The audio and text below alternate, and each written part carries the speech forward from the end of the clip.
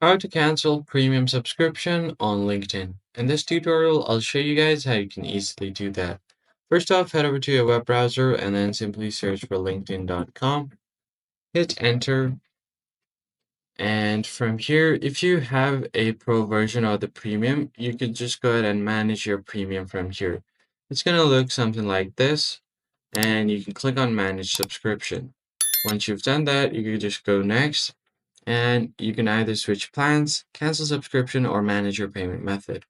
So if you have a currently active premium, it will show you when it's going to expire. So you could just see that here as well. It's an old screenshot. So from here, if you click on cancel subscription, you're going to have to continue to cancel. And once you do that, you'll get this pop-up. And if you click on continue to cancel, you should be able to cancel your premium subscription.